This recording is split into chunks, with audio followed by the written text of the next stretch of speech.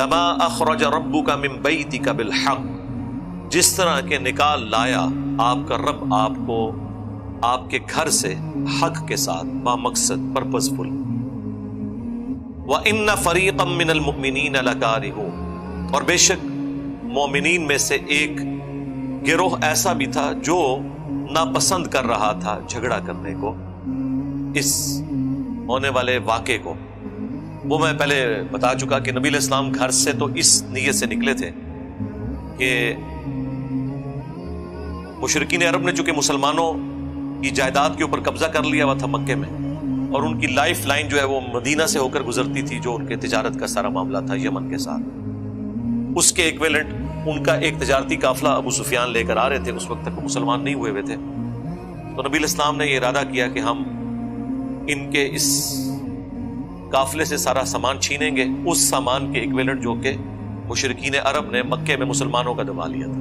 یہ کوئی ظلم پہ مبنی چیز نہیں تھی، نہ یہ کوئی نبی علیہ السلام نے پری ایمپٹیو رائٹ کے طور پہ کیا، بلکہ جواباً یہ کارروائی کی تھی۔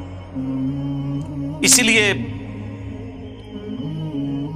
ساز و سامان مسلمانوں کے پاس بڑا تھوڑا تھا،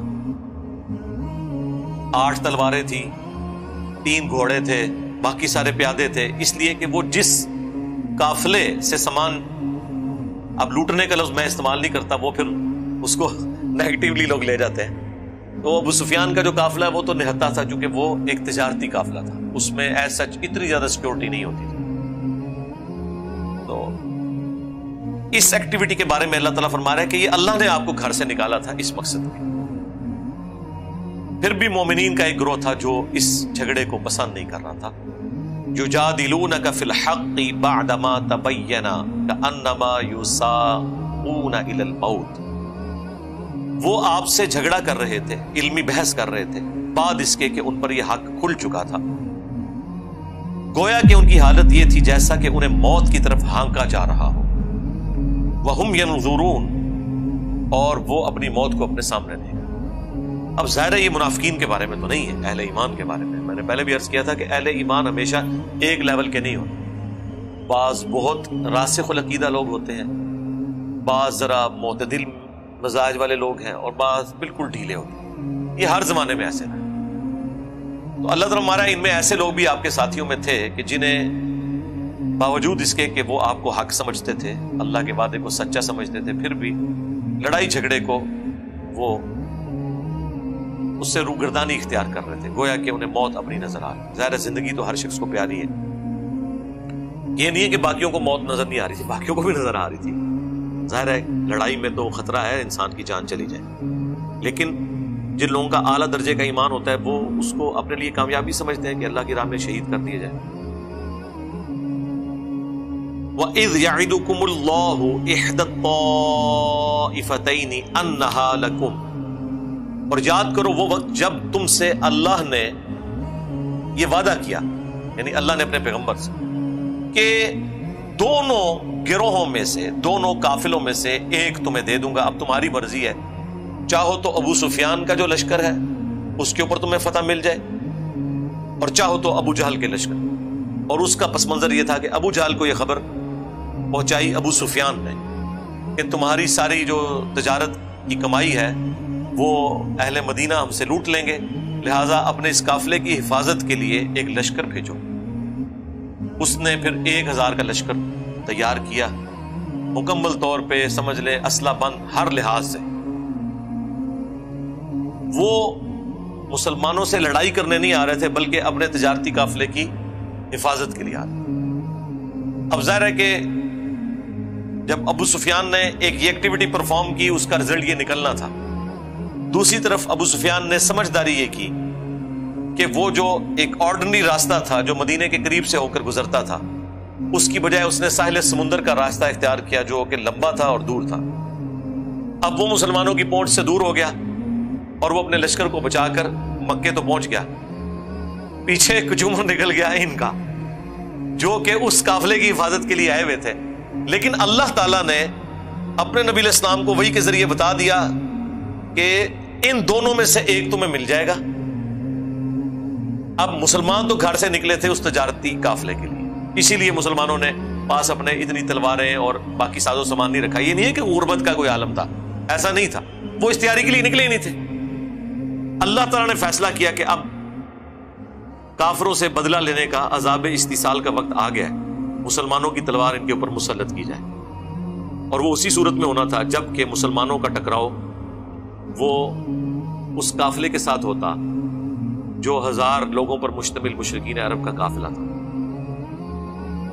اور اس طریقے سے اللہ تعالیٰ معجزانہ مسلمانوں کو فتح دے کر یہ چیز اسٹیبلش کر دیتا کہ اس پیغمبر کے ساتھ اللہ ہے، اور مخالفین کا جھوٹا ہونا ثابت ہو جاتا.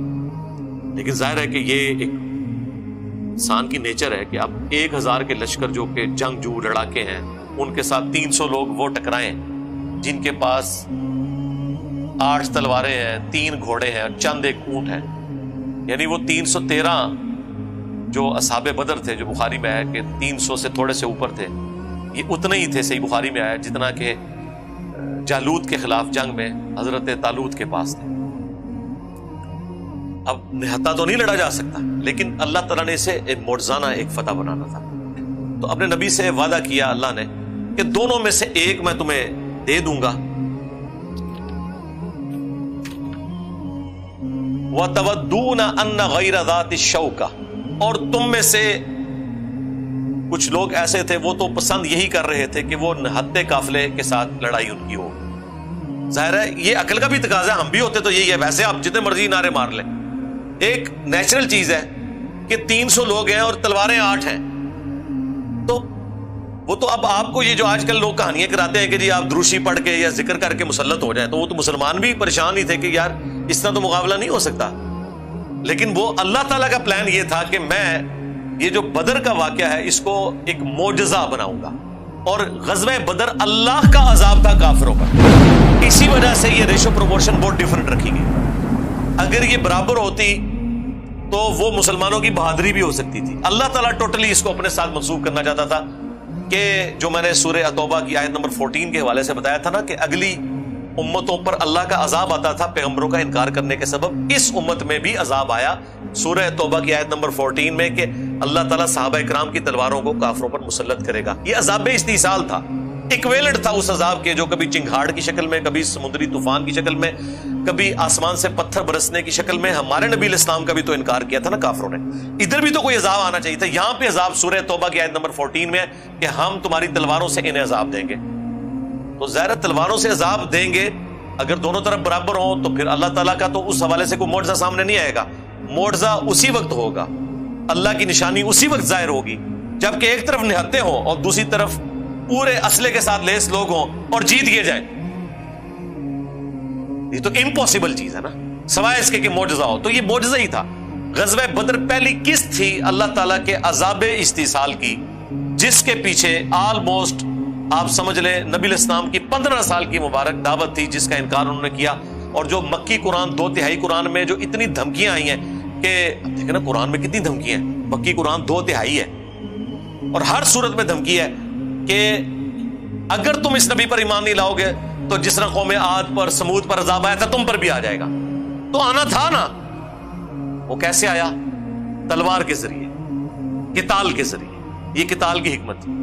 تو تم تو چاہتے تھے نہتے قافلے کی طرف جاؤ.